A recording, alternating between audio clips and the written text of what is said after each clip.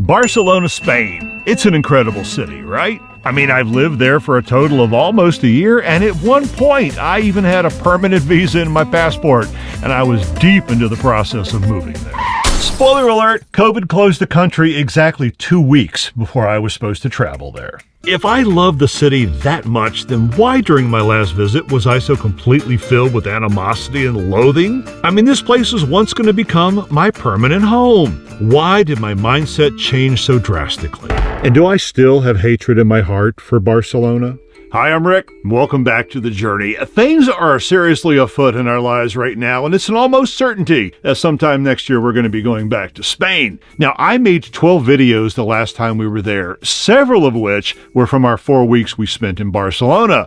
So I wanted to take a walk down memory lane between the two of us, see if we can figure out how I went from love and adoration to, well, something quite the opposite. Because yes, the last time I was in that city, I absolutely hated it.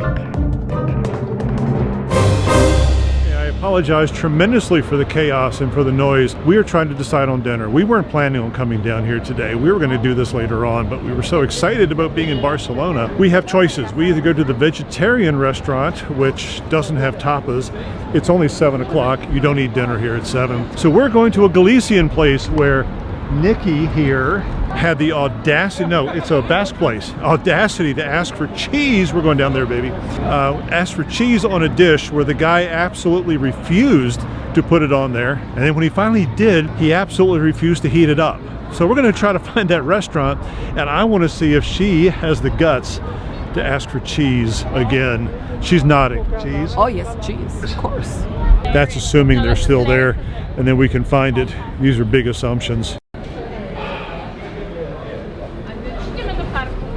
It's closed. May not ever be open. We don't know. Where are we going to go now? Okay, so Nikki is shopping, and I want to take a few minutes because I am honest to God surprised. I alluded to it a little bit while we were waiting for our drink. I'm angry. I am pissed off. I wasn't expecting this. I am in the greatest city that I've ever known, the place that I wanted to live, the place that I put everything aside for to move to. And then when I couldn't, I guess I had just allowed myself to go, okay, yeah, fine, we're not going to. But now that I'm here and wandering around where just 2 years ago I wanted to make my life, I am so flippin' angry, but there's no one to be angry at. I mean, I'm supposed to be angry at the pandemic, at COVID, I mean, there's nothing to be angry at. I should be happy, and I am happy. I'm enjoying this place, but I am so incredibly surprised by the way I feel right now. And this is 36 hours into Barcelona. We have a whole month left to go. I'm hoping this calms down and the joy comes back, because I don't know. I'm feeling, I don't know what I'm feeling. Okay, when in doubt, try a new place. Never been here. They supposedly have something in the back. I'll let you know in 2 seconds if it's any good.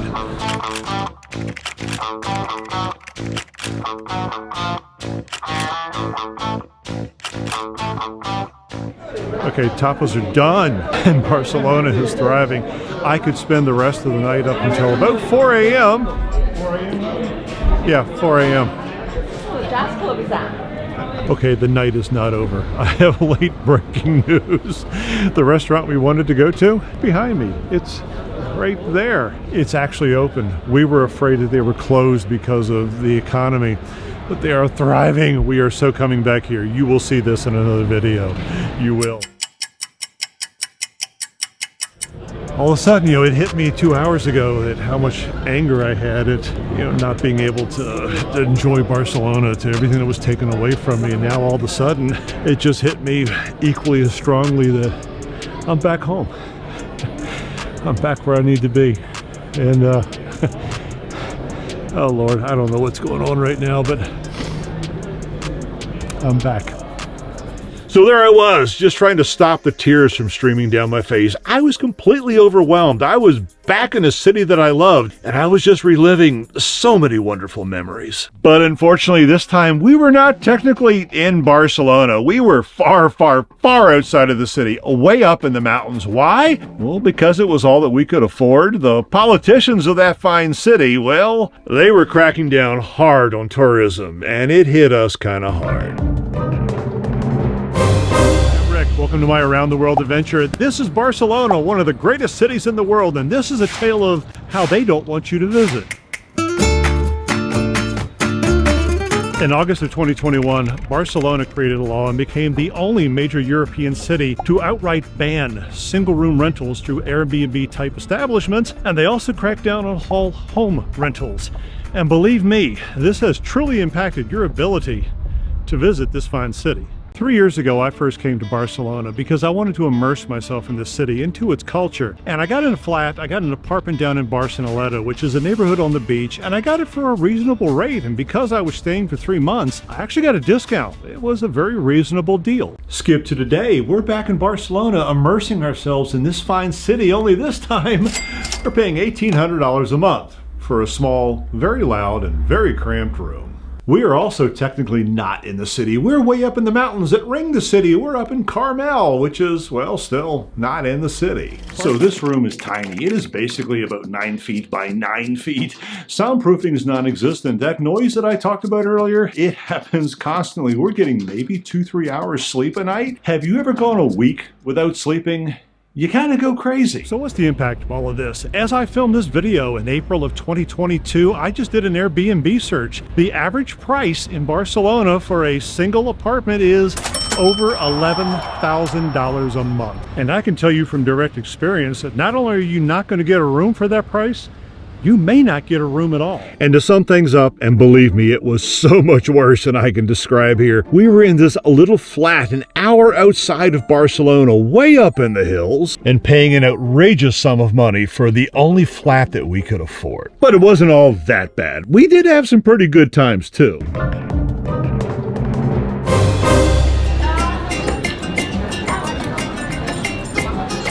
Here's a fun fact for you. Do you see this wall right here on my right?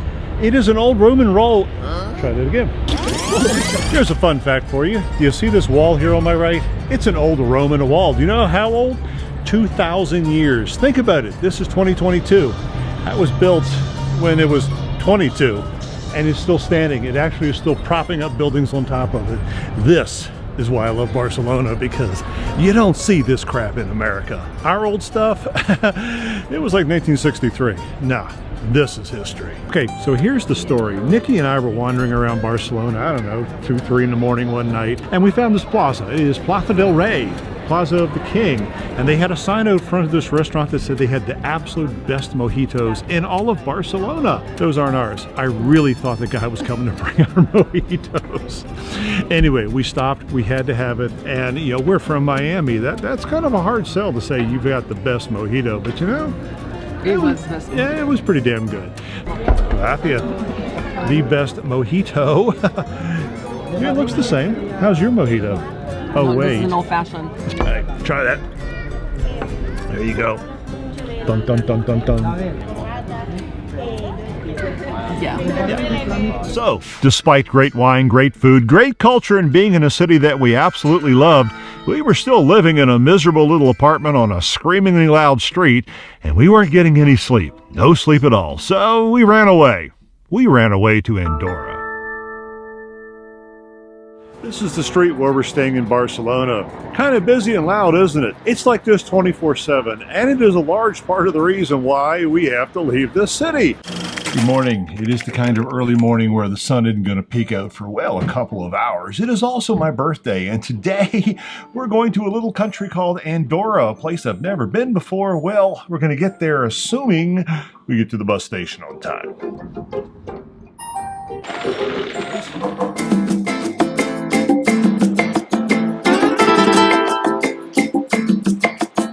Okay, the first thing you have to realize is that most of the other YouTube channels and blogs you're going to read about this place, they're completely wrong. They will tell you there's no lawyers, there's no prisons, there's no taxes. Well, they have all of them. They have that and more.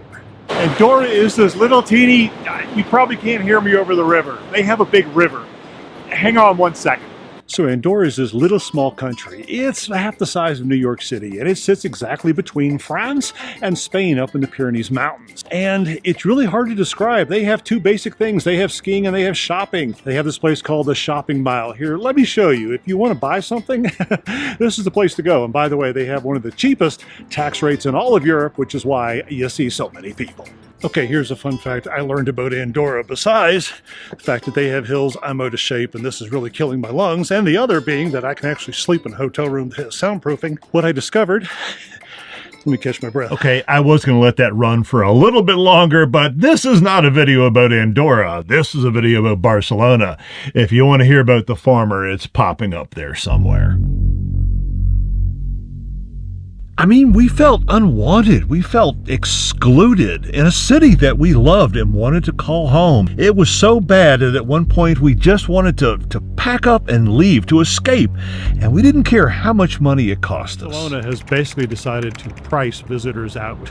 Now, I understand that the battle between tourism and local politics has been something that's long since been waged, and I get it that a lot of locals don't want tourists. The flags and banners that hang from a lot of the balconies here, well, they make that pretty clear. Now, the two biggest problems that I've seen here are home pricing and the fact that the cruise ships disgorge a whole lot of drunken tourists who overwhelm the city. In Barcelona, the neighborhood that's over there, those from the cruise ships just overwhelm that neighborhood in the bars and the restaurants. But here's the thing, they're not there to absorb Spanish culture. They're not there to go, I've been to Barcelona and really mean it. They're just there to spend a few hours of money to get half drunk and to get back to the cruise ship to go to the next port of call. Helping the locals with housing prices, well, now they can't rent out a room in their own house to kind of help with their mortgage. Well, prices aren't going down, so they're kind of stuck.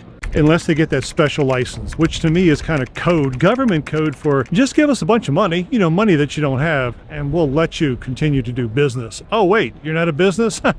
So sorry. Bottom line is it's working. The government's crackdown on Airbnb style housing. Well, at least it's working as far as keeping out those who want long-term stays in this culture-rich city.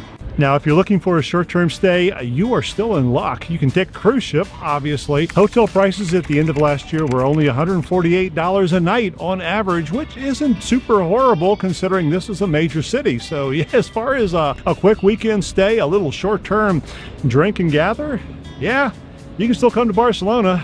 Government apparently wants you. Can't go that way. You know, in all the time that I have been in Barcelona, I have never come up here to Park Güell. Güell. I don't know how you pronounce it. I've never been here because I can't pronounce it. I honestly don't know how to do it. This place was created by a guy named Antoni Gaudi, and no, not the guy with the mustache. This is a whole different guy, and I got to explain him. He was sort of a mid-last century architect who everything he builds looks somewhere between melting buildings and transformers on steroids. We're up here in his park. We're looking at some of his creations, and it is gorgeous up here. I'm going to go look for some more.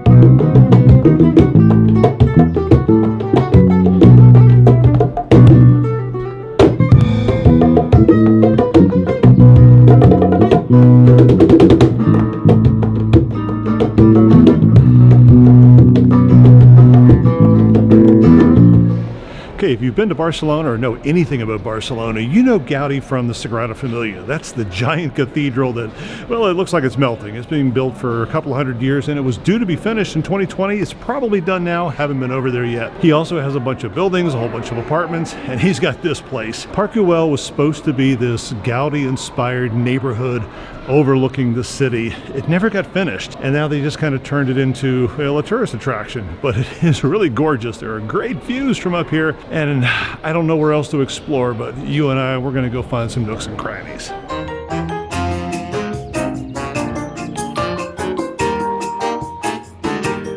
You know, that's about it for Park Güell, however you pronounce it. I really wish I had a better story. I really wish there was some conflict and resolution. Nope, didn't get pickpocketed, but do I have a story to tell you about the time that we did? Anyway, you definitely should come up here. If you ever come to Barcelona, it is beautiful up here. You get some tremendous views of the city. That's sort of Barcelona down in there. That's where I used to live. So to catch you all up, we are actually in Carmel, which is high above Barcelona, almost out of Barcelona. It's how we're kind of escaping Barcelona before we actually truly escape this whole Catalonian area. And it is gorgeous up here, but the problem is, and here's the thing nobody ever talks to you about when they're a travel blogger, is exercise. Now, to get up here requires a lot more lung action than I actually have. Oh, hang on, you got to see this. Do you actually see this little cave? Am I the only person who looks and goes, I really want to see what's down there? But there's no way my fat butt's getting down there, especially with my lack of exercise. But that's something that I need to work on, something that I think a lot of travel bloggers need to talk about, or maybe they need to talk to me because I haven't figured it out yet. I am using parts of my lung that I didn't even know I owned because everything here is, yeah. So anyway, back to trying to figure out what to do with the next 2 weeks.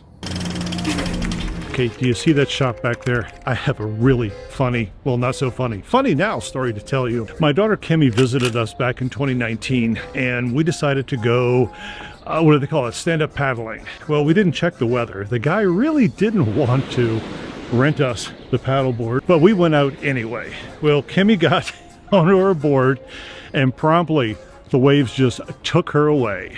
Now, when I say take her away, I mean that in the truest, literal sense of the word. She just vanished, well, actually that way. And there was nothing I could do about it. I couldn't get on my paddle. I couldn't go chase after her. And so what I did was I ran down the beach. I just kept going from lifeguard station to lifeguard station, trying to use my limited Spanish to go, my daughter, you've got to help my daughter.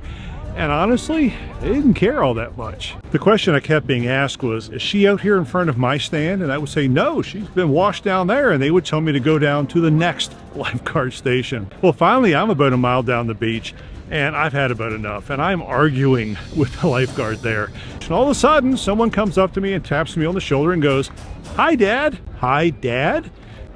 Yeah, I don't know whether to have been gleefully happy that she was alive or ready to throw her back in the water because of the hi dad. So what had happened was she actually got picked up by a boat out in the middle of the water. They convinced her that there was no way she was going to paddle back in by herself. She really wanted to. She kind of believed that, well, she had the ability. Well, they brought her back into a marina.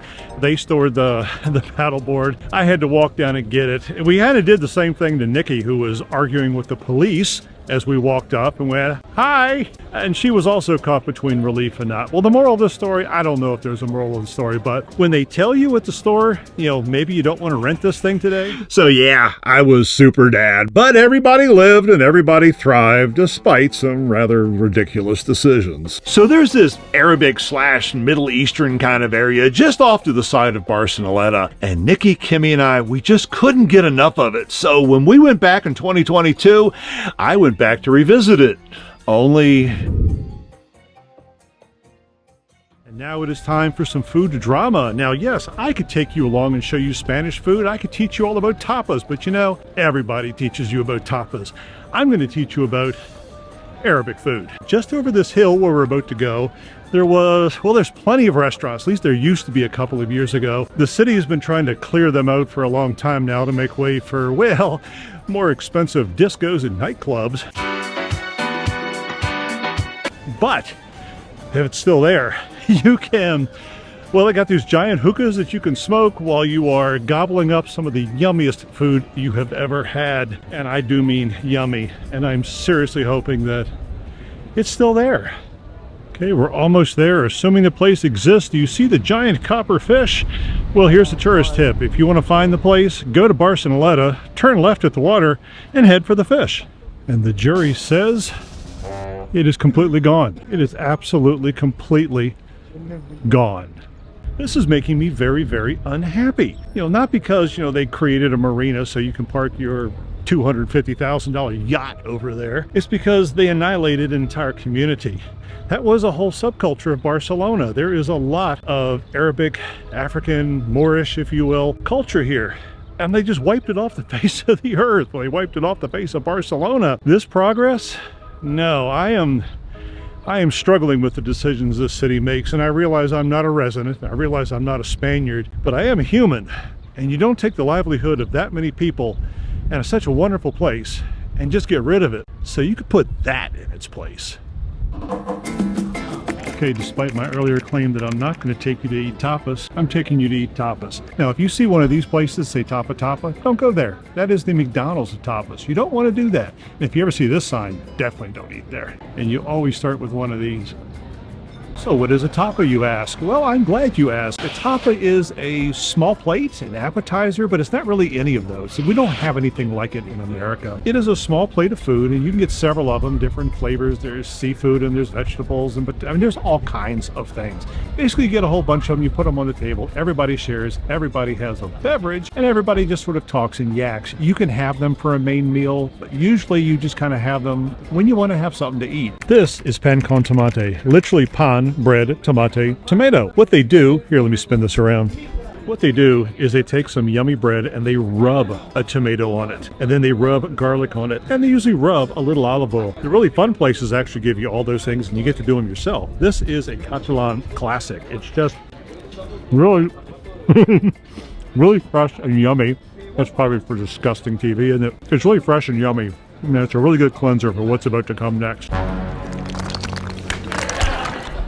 Yeah, that worked out really well. Everybody's laughing at me over there. These are pescadito fritos, fried fish. They're just little sardini things, and they don't do anything except batter them and throw them in hot oil. You eat them tail, head, everything. There, you see them? These things, you can eat them by the pound. Nikki and I were down on the beach a couple of years ago. They brought them in fresh from the water. Let me finish chewing. They brought them in fresh from the water, and we just sat there waiting for them to, get them off the boat, throw them on a grill. Actually, they grilled those, and oh my God, we just sat on the beach and they were so good. I know it sounds gross, eating fried little fishies, but get the pescadito fritos. Absolutely. It's one of the best tapas ever. Here's a fun fact. Do you see this thing? They have these all over Barcelona. It's free water. It's completely potable. It's really yummy and cold. You can walk around with a water bottle all day and just fill these up. They use them for dogs. They'll turn it on with a little cup and the dog will but it's really neat. Free, absolutely free Barcelona water, all for the squeezing. Okay, let's get back to our main problem here. And I really want to stress that we were not being American asshole entitled tourists. On the contrary, we wanted to be a part of the community. We wanted to give back to the community. We had been in that miserable apartment in Barcelona for a month, and to top things off, Nikki had caught COVID, so we had to quarantine for over a week in that joyful place. But we had 2 more months left in Spain, so these things are actually necessary. The rocks hang out over the walkway, and if you're not careful, and trust me, I know this from experience, El Wacko.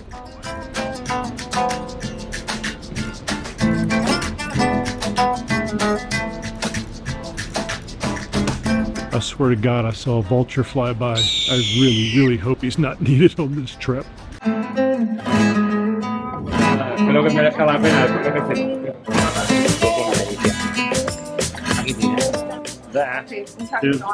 That is a pig's ear. A literal pig's ear. I thought it was going to be a euphemism.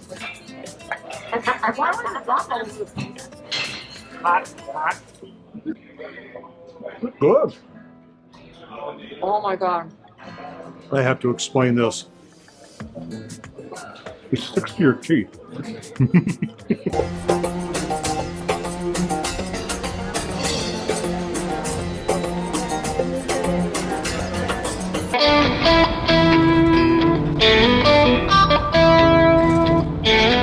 A constant problem up here in parts of these streets where people and cars battle for the same spot, and the cars usually win.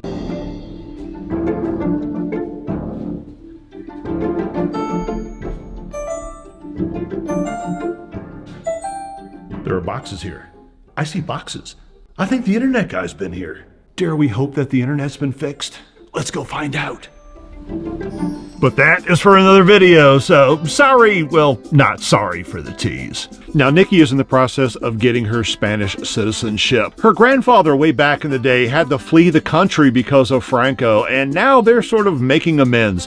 And so she has a chance to become the Spaniard that her grandfather and her father could not. And as the spouse of said new citizen, I guess I get to become a Spaniard too. So, Is Barcelona worth visiting? Oh, hell yeah. Is Barcelona overcrowded? And does it have a lot of political idiocracy? Double hell yeah. Barcelona was my introduction to Spain. It was the first city I ever visited, and it will always have a special place in my heart. But I have also visited a lot of other cities in Spain, and well, they kind of got a piece of my heart too. You know how that goes. Anyway, thanks for watching.